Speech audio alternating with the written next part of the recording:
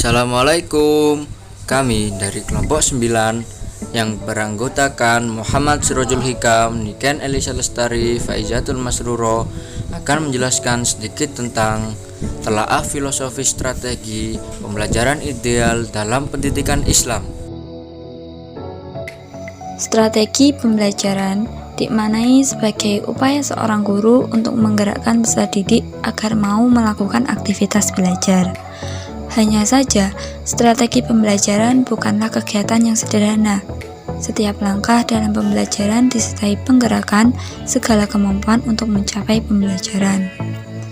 Dalam mentelaah filosofi strategi pembelajaran ideal dalam pendidikan Islam terbagi menjadi 3. Yang pertama, strategi pembelajaran pendidikan Islam perspektif Al-Quran dan Al-Hadis. Di dalam Al-Quran telah dijelaskan secara eksplisit tentang metode atau strategi pembelajaran yang dapat digunakan. Pertama, metode Al-Hikmah, yakni perkataan yang bijak yang disesuaikan dengan tingkat keilmuan mereka. Seringkali Al-Hikmah juga diartikan sebagai perkataan yang tegas dan benar. Kedua, metode Mau'idhah Hasanah, yakni dengan memberikan nasihat yang menyentuh jiwa sesuai dengan taraf pengetahuan yang sederhana. Dan yang terakhir, yang ketiga, yakni metode Al-Mujadalah, yakni perdebatan dengan cara terbaik melalui logika dan retorika yang halus dan terlepas dari kekerasan dan umpatan. Ketiga metode ini tercermin dalam Al-Quran Surat An-Nahl ayat 125. Strategi pembelajaran kontemporer.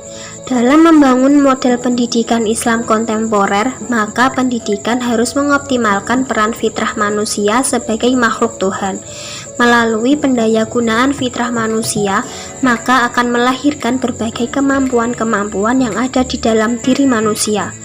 Arus modernitas harus dikawal dengan menguatkan sistem pendidikan Islam secara utuh. Caranya dengan memperbaiki kualitas pembelajaran di lingkungan pendidikan Islam, meningkatkan pemerataan sarana prasarana di lingkungan pendidikan Islam, meningkatkan pengawasan terhadap pelaksanaan pendidikan Islam, mengutamakan aspek efektif dalam penilaian di samping aspek kognitif dan psikomotorik. Kesemuanya ini dalam rangka mencegah mereka dari tindakan yang menyimpang. Selain itu, penguatan pendidikan Islam bisa dilakukan dengan memperbaiki serta meningkatkan pelayanan pendidikan Islam, baik secara internal maupun secara eksternal.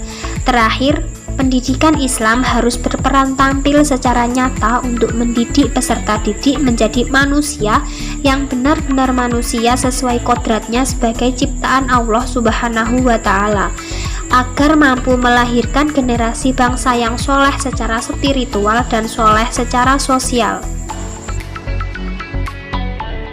Urgensi strategi pembelajaran humanis dalam pendidikan Islam. Pendidikan humanis memandang bahwa peserta didik adalah manusia yang mempunyai potensi dan karakteristik yang berbeda-beda. Karena itu, dalam pandangan ini, peserta didik ditempatkan sebagai subjek sekaligus objek pembelajaran.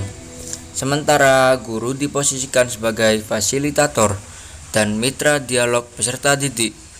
Pendidikan humanis dalam Islam adalah suatu pemikiran dalam Islam sebagai suatu ajaran agama yang di dalamnya mencakup pengajaran kepada manusia untuk menjunjung tinggi nilai kependidikan humanis, memandang bahwa peserta didik adalah manusia yang mempunyai potensi dan karakteristik yang berbeda-beda.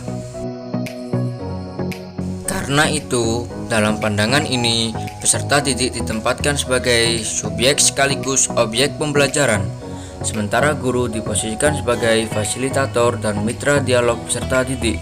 Pendidikan humanis dalam Islam adalah suatu pemikiran dalam Islam sebagai suatu ajaran agama yang di dalamnya mencakup pengajaran kepada manusia untuk menjunjung tinggi nilai-nilai kemanusiaan. Islam sebagai agama rahmatan lil alamin memberikan pengajaran kepada manusia untuk menjadi makhluk yang sempurna. Pendidikan Islam sebagai agen pencerahan dan penyelamatan hidup manusia sangat membutuhkan fondasi yang kuat, arah yang jelas, dan tujuan yang utuh. Sekian video dari kami. tentang telaah filosofi strategi pembelajaran pendidikan agama Islam. Semoga video ini dapat bermanfaat bagi kita semua. Apabila ada tutur kata yang kurang berkenan di hati teman-teman, mohon maaf yang sebesar-besarnya.